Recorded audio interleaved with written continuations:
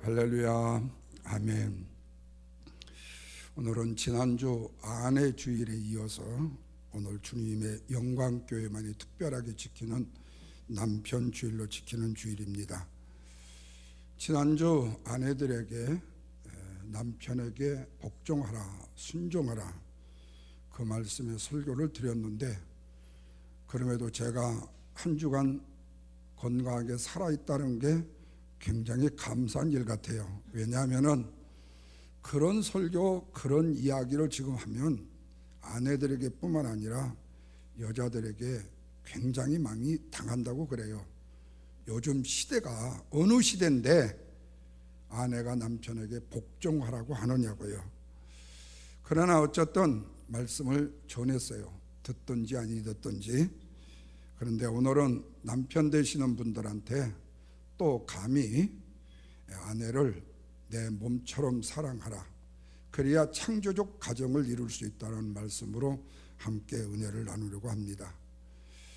지난주 말씀을 드렸듯이 가정은 남편과 아내가 함께하고 자녀를 두는 한 패밀리를 통해서 가정이 형성된다고 말씀을 드렸습니다. 그런데 가정이 세웠음에도 불구하고 남자가 남편이 되는 법을 배운 적이 없다라는 거예요. 본 것은 아버지가 한 것밖에 못 봤지요. 뿐만 아니라 여자가 아내가 되는 법을 배우지를 못했습니다. 어머니 한 것밖에 못 봤어요. 그러다 보니까 남편과 아내가 한 가정을 이루었다 할지라도 평안할 리가 없지요. 결혼한 이후로부터 치약은 왜 그렇게 짜냐? 왜 불은 끄냐 안 끄냐? 왜 이불은 개냐 안 개냐? 사소한 일들 가지고 서로 다투게 되게 되지요. 다시 말하면 스위트홈, 행복한 해피한 결혼 생활에 기대했던 과는 달리 실망을 하게 되는 경우들을 종종 보게 된다는 겁니다. 그렇다면 하나님이 세우신 가정의 창조의 핵심은 뭐라고 그랬죠? 바로 떠남과 뭐라고 그랬어요? 연합이라고 말씀을 드렸어요. 이렇게 말씀을 드리면 어떻게 떠나는데 연합이 되느냐고 말도 안 되는 소리 하지 말라고 말할 수 있겠지만, 성경은 뭐라고 말하죠? 부모를 떠나 너희들이 한 몸을 이룰지니라. 둘이 한 몸을 이룰지니라. 분명히 남편과 아내는 다른 환경 속에서 20년, 30년을 자랐습니다. 그런데 결혼을 해가지고 남자가 아버지의 것을 들고 나가거나 아내가 어머니의 것을 들고 나오게 되면 백발백중 뭐하게 되죠? 싸우게 된다는 겁니다. 그래서 결혼을 하는 두 사람은 새로운 가정을 창조할 수 있어야 된다. 다시 말하면 너 남편, 너 아내 두 사람이 서로 개발한 새로운 뉴 패밀리, 뉴 홈을 만들어야 된다. 그런데 경험이 없다 보니까 부모 것을 모방하기가 쉽지요. 그러다 보면 창조적인 가정을 이룰 수가 없게 됩니다. 그래서 새로운 가정이 세워지게 되면 둘째예요. 첫째는 친정에 가도 불편해야 되고 시댁에 가도 불편해야 돼요. 말씀드렸죠? 결혼을 했는데 남편이 엄마의 밥이 맛있다고 했다가는 그날부로 이 아웃이에요. 절대로 엄마의 밥이 맛이 없어야 돼요. 그래야만이 아내에게 사랑받는 남편이 됩니다. 다시 말하면 하나님이 원하시는 온전한 떠남과 연합이 온전히 이루어진 창조의 가정의 모습을 이루기 위해서는 시댁과 친정의 모습을 떠나야 돼요. 이것이 하나님 중심의 사고에서 창조의 가정이 나오기 때문에 그렇다고 말씀을 드렸어요. 오늘은 남편 주일을 맞이하면서 남편의 사랑을 통한 창조적 가정의 이름에 대해서 말씀을 나누려고 합니다. 저는 40년의 목회를 하면서 통계적으로 제가 느낀 일입니다. 이거는 다른 통계가 아니에요. 아내가 남편보다 믿음이 있는 가정과 남편이 아내보다 믿음이 있는 두 가정을 놓고 볼 때에 가정의 복음화가 어느 편이 쉽게 되어지는가? 아내가 남편보다 좋은 믿음을 가진 가정이 훨씬 더 쉽다라는 통계를 보았습니다. 이 말은 뭐냐면 남편의 믿음이 아내를 변화시킬 수 있을 것 같아요. 왜? 남편의 강력한 파워를 가지고 가정의 가정이라는 힘을 가지고 아내에게 욱박질러서라도 변화를 시킬 수 있을 것 같은데, 아내가 남편을 복음화시키는 것보다도 더 어렵더라는 거예요. 이유를 말하라면 남편이 아내의 말을 잘 듣지 않는 것도 있을 수 있지만, 신앙적인 부분에서는 아내가 남편의 말을 더 안 들을 가능성이 많다라는 거예요. 왜 그럴까? 한마디로 말하면 남편이 아내에 대한 사랑이 부족하기 때문이라는 거예요. 믿음은 좋다고 교회에서 소문났고 권사님들, 집사님들에게 인기는 짱인데, 집에 와서 하는 짓을 보니까 별거가 아니야. 그러니 아내가 남편 따라 교회를 가고 싶지 않은 거예요. 남편은 교회에서 집사님, 장로님 소리를 들으면서 인기가 짱인데, 집에 와서는 아내가 나를 대우해 주지 않으니까 남편은 그 아내에 대해서 뭐를 하는 거죠? 핍박을 좀 해야 되는 거예요. 왜? 너는 우리 교회 교인보다도 왜 못하냐는 거예요. 그러니까 남편은 남편대로 아내의 대우를 바라는 거예요. 교회에서 직위가 있으니까. 그런데 아내는 교회에서 아무런 직위가 있어도 당신이 우리 집에서 남편으로는 빵점이라는 거예요. 그러니까 나는 당신과 함께 교회를 나갈 수 없다라는 거예요. 이게 참 많더라고요, 한국에서도요. 그래서 골로새 3장 19절에 남편들아 아내를 사랑하라 이렇게 말씀해요. 그러면 어떻게, 언제까지 남편이 아내를 사랑해야 되는가? 아내를 위해서 한마디로 말하면요, 죽기까지 사랑의 십자가를 져야 된다는 거예요. 그래서 오늘 본문에도 남편들이 아내에게 어떻게 대해야 된 거에 대해서 말씀을 합니다. 요약하면, 남편들은 이 말씀을 요약하면 7절을요, 아내를 귀하게 여겨야 된다 말씀하고 있어요. 그래서 오늘 이 시간에는 남편의 아내 사랑이 어떻게 창조적 가정을 이룰 수 있는가를 함께 생각하며 은혜를 나눕니다. 조금 몇 가지가 깁니다. 양해하시고, 먼저 남편은 아내의 순종과 같이 아내를 귀히 여겨야 된다. 자, 7절 보십시오. 남편들아 이와 같이 아내와 동거하라. 자, 이와 같이.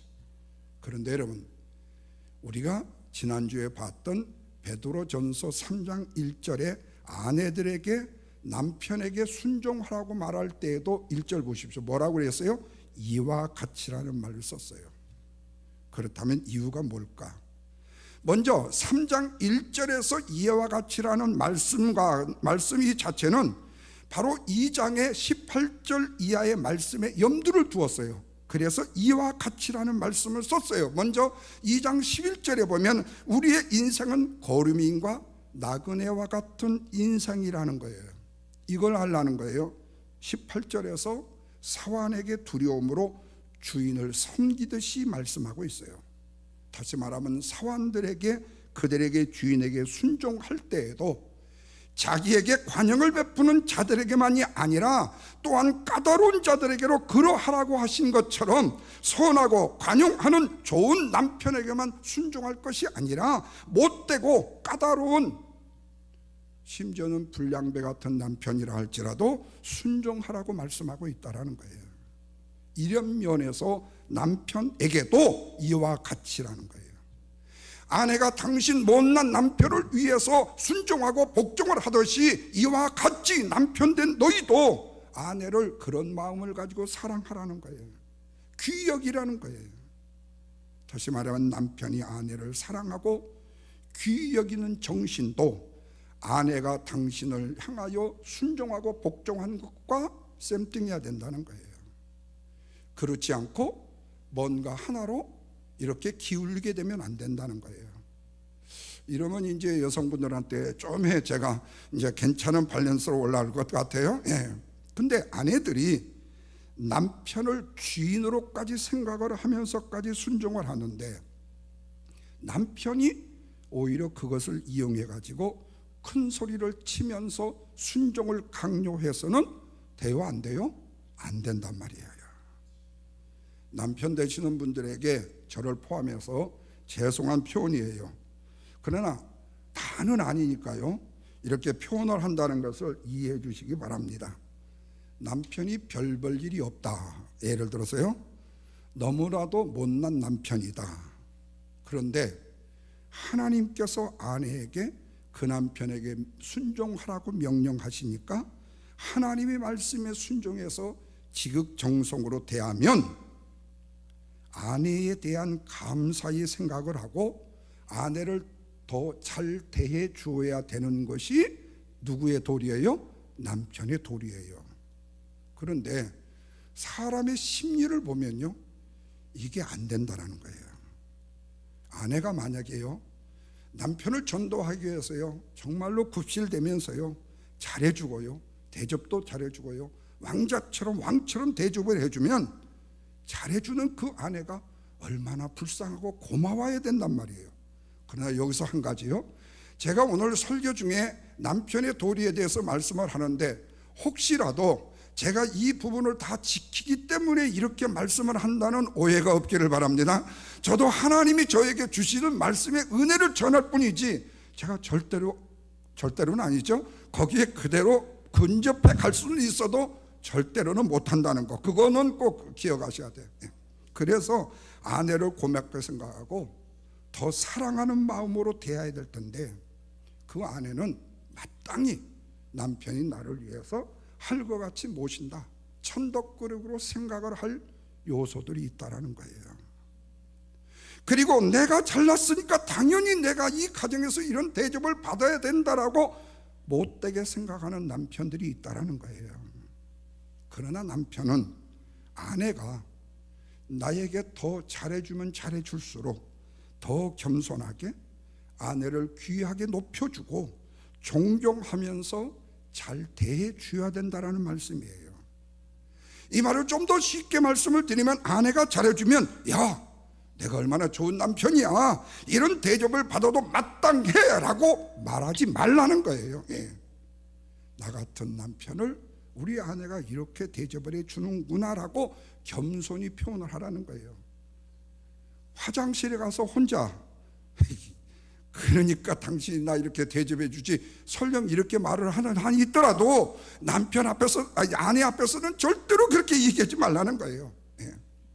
오히려 겸손하고 나같이 부족한 사람을 남편으로 이렇게 잘 대해주고 있구나, 이렇게 인정을 해주고 있구나라고 생각하고 아내를 더욱더 귀한 존재로 여김받을 수 있도록 해야 된다는 말씀이에요.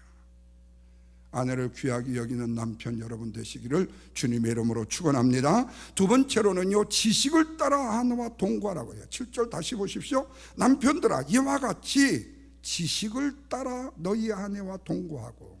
그런데 정말로 그래요. 남편이 아내를 귀하게 여기기 위해서는요, 먼저 아내에 대한 지식이 있어야 돼요. 그런데 옛날 우리 부모님 되시는 남편들은요, 무조건요, 세상에서 남편이 출세를 해가지고 돈을 굉장히 많이 벌어가지고 귀화집에서 살게 해주면 이것이 바로 가장 훌륭한 남편이라고 생각했던 때가 바로 우리 부모님들의 세대의 남편들의 생각이었어요. 그래서 남편들은 수단 방법을 가리지 않고 돈을 벌고 출세를 하는 데에 몰두를 했던 것도 사실이에요. 그런데 그렇게 출세를 하고 그렇게 많이 돈을 벌어서 귀화집에 살게 됐는데 그 젊은 두 네 분의 청춘은 온데간다가 없고 그저 남남같이 한 집에서 각방 쓰면서 서로 훌기면서 살고 있더라는 거예요. 그래서 오늘날 어르신들께서 지금껏 우리가 한 번도 들어보지 못했던 항혼이혼이라는 말을 만드신 거죠. 이 말은 뭐죠? 할머니들이 이제라도 내가 사람답게 사랑하면서 살아보기 위해서 이혼을 한다고 말한다는 거예요. 이런 면에서 남편들의 문제가 뭐냐? 돈만 벌어다 주는 기계로 살다가 수명을 다하여서 마칠 것인지, 아니면 끝까지 사랑받고 존경받는 남편으로 남을 것인지를 심각하게 고민을 해봐야 된다는 말씀이에요. 그런데 오늘날의 남편 되시는 분들은 아내를 위해서 어떻게 사는 것이 멋진 남편으로 사는 것인지, 어떻게 사는 것이 멋진 아버지로 사는 것인지 지식적으로 공부를 많이 해야 되는데 그 공부를 소홀히 한다는 거예요. 명분은 뭐죠? 돈 벌어야 되니까. 저를 포함해서 드리는 말씀입니다. 물론 단순한 그런 지식만 배운다고 멋진 남편이 되는 것만은 틀림없이 아니에요. 그러나 그 중에서도 가장 꼭 가져야 될 지식이 있어요. 그거는 신앙에 관한 지식일 겁니다.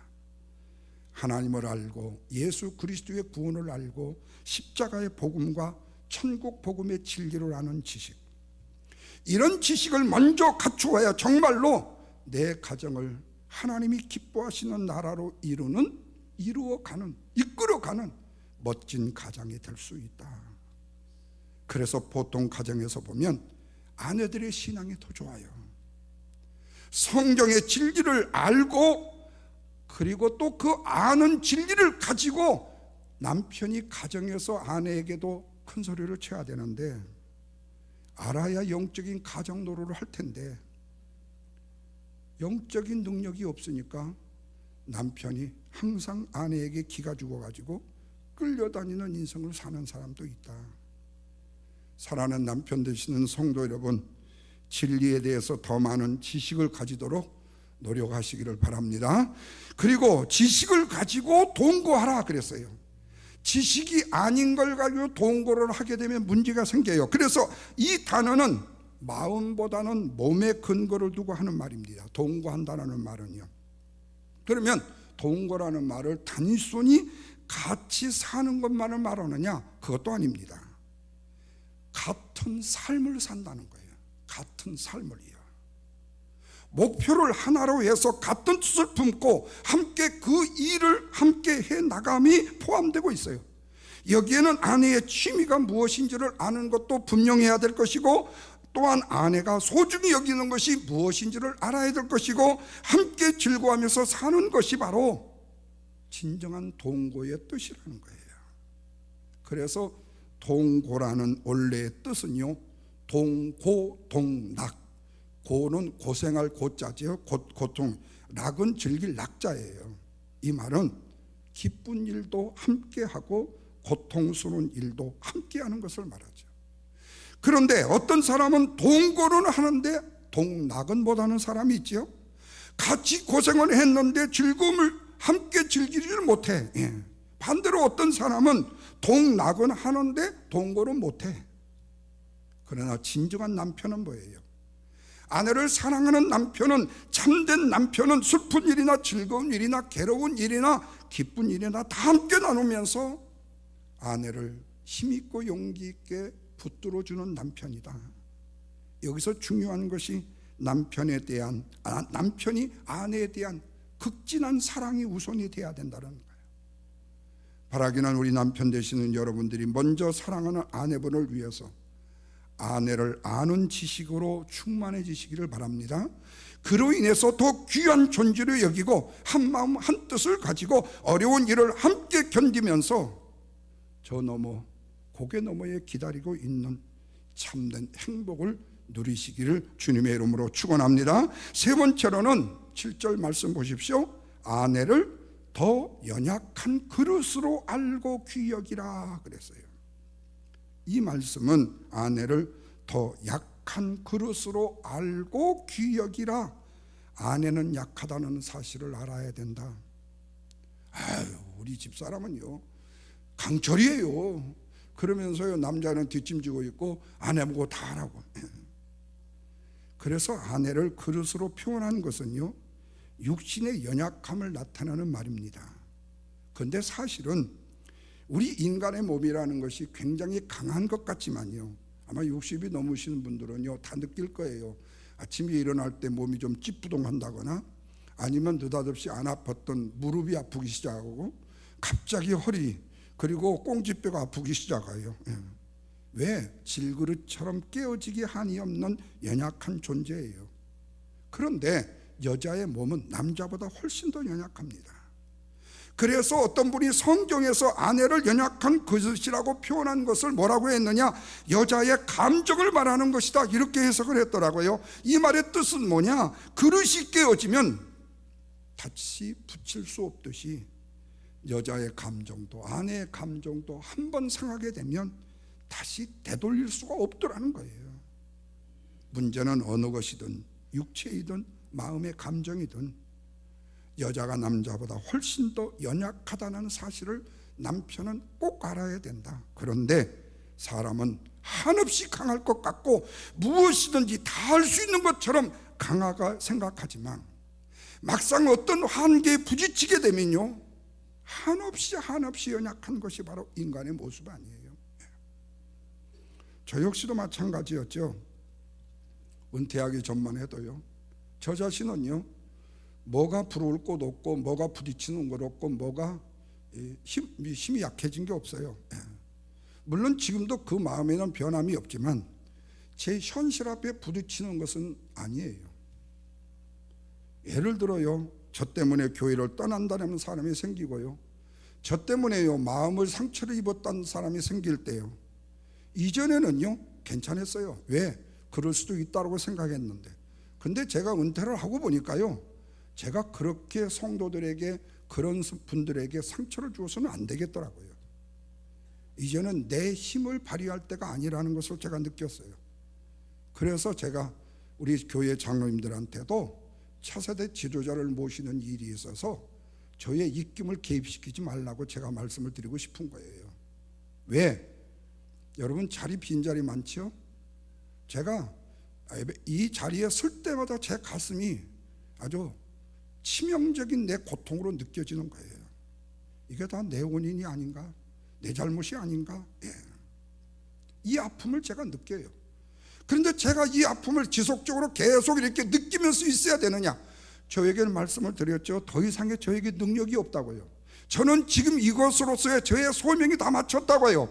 그러나 하나님이 이곳이 아닌 내가 다른 곳에 나를 보내주신다면 하나님이 다시 나를 어떻게 쓰실지 모르지만 여기에서 나의 소임은 다했다. 그래서 저에게는 소망이 없다. 아까 우리 권사님 기도 중에 소망이 없다고 하라고, 회개하라고, 마찬가지예요. 그래요, 맞아요. 그런데 저는 그렇게 느껴져요.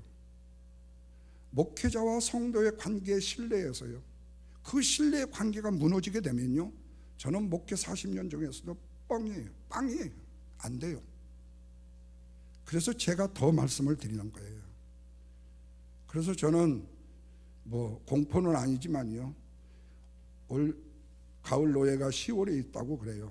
그래서 10월까지 저는 교회에 있어야 될 생각이에요. 그 이후로는 성도님들이 어떤 문제로든 간에 차세대 지도자를 세우세요. 마음의 뜻이 하나가 되어서요. 숫자의 문제가 아니고 성도들의 마음의 문제예요. 왜 남편 얘기하다가 또 이 얘기로 흘렸는지 모르겠어요. 죄송해요.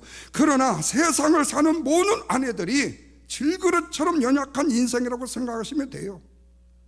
자균새군 한 마리의 목숨을 잃게 되기도 하고 원인 모르는 병 때문에 평생 고통을 당하기도 합니다. 특별하게도 여자들은 남자보다 훨씬 더 연약하지요. 육신도 연약하고 마음도 연약합니다. 별가진 한마디에 마음의 상처를 입기도 하고 별것없는 한마디에 토라져서 평생으로 원수처럼 지낼 수 있는 가능성도 있어요. 그래서 남편은 아내를 보호해 주기 위해서 이 땅에 태어난 사람이다, 역사적 사명을 타고 태어났다 생각해야 돼요. 그래서 미국에는 퍼스트 레이디 아닙니까? 숙녀 우선 대우, 보호주의 아닙니까? 가정에서 남편이 특별히 해야 될 일이요, 이런 연약한 아내를 사랑으로 보호하는 일이다.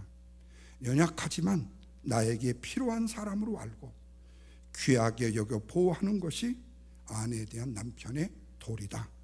네 번째로요, 7절 다시 보십시오. 생명의 은혜를 함께 이어받을 자로 알고 귀하게 여기라 그랬어요.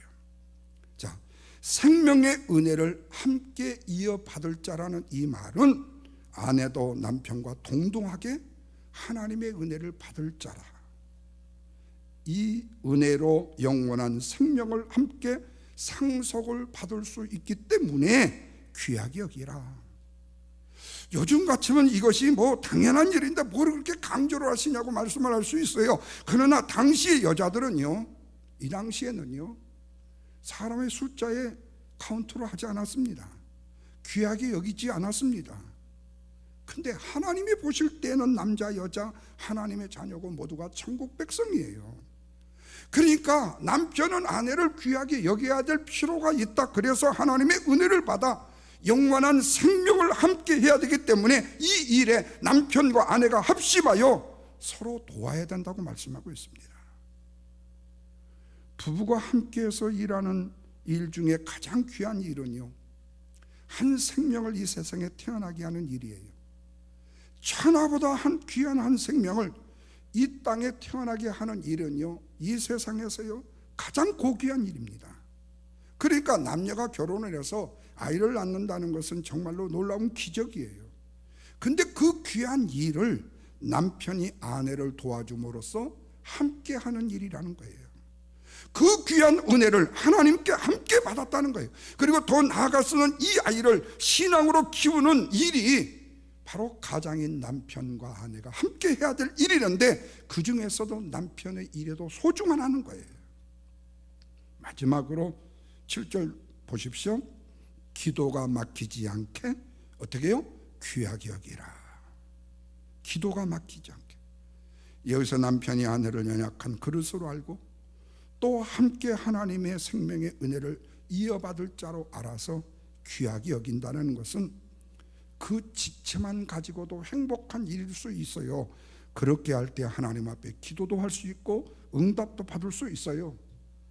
신앙생활에 있어서 기도는 호흡과 같기 때문에, 그래서 남편이나 아내가 삶을 살아가면서, 우리 인생의 삶을 살아가면서 호흡이라는 것이 별로 중요하지 않게 여겨질 수 있지만요, 그 호흡은요 우리의 생명을 좌우하는 거예요. 정말로 저는 저 자신도 몇 번 기절을 해가지고 제가 깨어난 적이 있었습니다만은, 그렇다고 해서 대장 검사할 때 기절하는 거 얘기하는 거 아니에요. 럭비 선수고 부딪혀가지고 한번 뒤로 넘어져서 혼절을 했고, 그 다음에 스케이트 타다가 뒤로 한번 넘어져가지고 얼음이 다 깨진 줄 알았어요. 나는 지구가 폭발하는 줄 알았어요. 그렇게 한 적도 있었는데, 이 숨을 쉰다는 거예요. 우리 충남 목사님 지난번에 그때 저도 아주 뼈저리게 느꼈습니다. 그 생명에 숨을 쉰다는 거예요. 여러분, 우리의 신앙생활에 있어서의 기도가 별로 중요하지 않게 여길 수도 있어요. 그런데 기도는요 호흡처럼 생명을 좌우하는 것 같은 아주 소중한 것이다. 그래서 신앙생활을 하면서 기도생활을 못한다는 것은 하나님과의 은혜의 통로가 막히는 아주 나쁜 짓이다. 그래서 남편은 아내의 기도를 막히지 말게 하라는 거예요. 언제 어디서나 수시로 무시로 하나님께 기도를 드리는 것이, 아내가 기도할 때 남편이 도와주는 일들에 힘을 써야 된다. 그래서 남편이 가정에서 아내를 소중히 여기고 귀하게 여기고 사랑하는 것은 정말로 행복한 일이고 가장 소중한 일이라는 사실을 기억해야 된다. 그러면서도 더더욱 중요한 것은 기도의 통로가 막히지 않고 언제나 수시로 기도만 할 수 있다면 남편과 아내의 삶은 영육간에 행복한 삶은 물론이고, 가정에서 기도가 막히지 않는 아내의 삶을 산다면, 남편이 그 아내를 사랑하면서 살아간다면 그 가정은 하나님의 축복과 은혜를 누리는 가정으로 살게 된다. 사랑하는 성도 여러분, 그리고 남편 되시는 여러분, 결론입니다. 예수를 잘 믿는 남편을 보면은요 예수님이 아내가 볼 때 생각나야 돼요. 이 간증으로 마치려고 합니다. 어떤 4명의 자녀를 둔 여자분이요 혈소판 검소증이라는 병을 앓고 있었습니다. 혈소판 검소증이라는 병은 피가 응고되지 않는 병이에요. 5년 동안을 투병 생활을 했습니다. 5년이면요 지칠 만한 정말로 엄청난 기간입니다. 그런데 남편이요 아이 넷을 뒷바라지하고 아내의 간병을 하는데요 그렇게 열심을 했던 거예요. 그런데 이렇게 열심히 일을 감당하는 이 남편에게요 아내가 이런 부탁을 종종 합니다. 여보, 나 누룽지 먹고 싶어요. 그러자 그 남편은요, 그 내 아이를 돌보는 중에도요, 그 바쁜 중에도요, 프라이팬을 놓고 그 위에다가 밥을 깔아가지고 그 누룽지를 만들어 먹이는 거예요. 또 얼마 있다가 여보, 나 오렌지 생과일 주스 먹고 싶은데. 그러자 이 남편이 그 오렌지 생과일을 구하려면 동네 슈퍼마켓이 없어. 백화점에까지 가야 돼. 거기까지 가서 그걸 사다가 주스를 만들어 먹여요. 이것만이 아니라 이 남편에게 이 아내는요, 수없이 많은 무리한 요구를 했어요. 그런데 그 남편이 두 말 한마디 안 하고 계속 그 아내를 위해서 헌신을 합니다. 그렇게 5년의 시간이 지났습니다. 아내가 남편에게 이렇게 말을 하는 거예요. 여보, 내가 5년이라는 기나긴 투병생활로 인해서 하나님이 나와 함께 한다는 믿음이 잠시 흔들렸어요. 정말로 하나님이 계신가? 왜 나에게 이런 고난이 있는가? 왜 나만 이 고통이 있는가? 그런데 당신에게 너무 무리한 요구를 많이 했음에도 그 무리한 요구를 마치 하나님 앞에 내가 대항하듯이 반항하듯이 남편인 당신에게 무리한 요구를 했었는데 당신이 나의 모든 요구를 다 들어주셨어. 그렇다면 하나님이 당신과 동행한다면 나와도 동행하는 것을 느끼게 됐어. 투병 중에 당신을 위해서 사랑하는 아내 당신 자신을 위해서 사랑하는 헌신을 하는 그 남편을 보고 예수님이 우리를 돕는다라는 생각을 하게 됐다는 거예요. 그런 남편을 보고 동행하시는 하나님에 대한 믿음이 회복되고 그리스도의 평강을 누렸다는 얘기였습니다. 그리고 마음의 평안을 얻고 안심하게 되었고 아내는 5년이 지난 다음에 회복되어 완치가 되었다고 합니다. 이 이야기를요, 아내에 대한 진정한 남편의 사랑이라고 얘기를 하니까 어떤 분들이 글을 달았어요. 야, 어떻게 그 남편이 그렇게 할 수가 있어? 그러면서 또 뭐라고 하는 거지? 야, 그거 꿈 같은 얘기 아니야? 남편이 어떻게 아내에게 그렇게 할 수가 있어? 아내 위해서 그렇게 죽기까지 그렇게 헌신할 수가 있어? 그러자 어떤 분이 그래요. 은혜로운 댓글을 달아요. 예수님도 저와 여러분을 위해서 죽기까지 복종하셨다고요. 그렇다면 아내도 남편에게 복종할 수도 있고요, 남편도 아내를 위해서 십자가를 지고 죽을 수 있다는 결론이죠. 예수님 중심의 신본주의 삶에서는요, 뭐든지 가능하다. 그리고 가정에서도 이 체험은 가능하다. 그래서 어떤 목사님이 그런 얘기를 해요. 사랑하는 성도 여러분들의 가정에서도 이 믿음을 실험해 보라고요. 그리고 여러분의 가정을 믿음의 실험실로 만들어 보시라고요. 사랑하는 성도 여러분, 사랑하는 남편 되시는 여러분, 아내 사랑하시기를 바랍니다. 지식을 따라 아내와 동거하시기를 바랍니다. 아멘 소리는 적지만 계속하겠습니다. 아내를 사랑하는 것이 어떤 것인지를 많이 배우시기 바랍니다. 아내와 고와 낙을 함께하며 동거하시길 바랍니다. 무엇보다도 아내는 연약한 그릇이지만 함께 주의 생명의 은혜를 이어받을 자로 알아서 귀한 사람으로 여기시고 소중한 사람으로 여기시길 바랍니다. 이것이 바로 우리와 하나님과의 관계에 있어서 기도가 막히지 않고 은혜의 통로가 막히지 않게 되는 소중한 일이기 때문에 그렇다고 성경은 말씀하고 있습니다. 그 은혜를 누리시기를 주님의 이름으로 축원합니다. 기도합니다.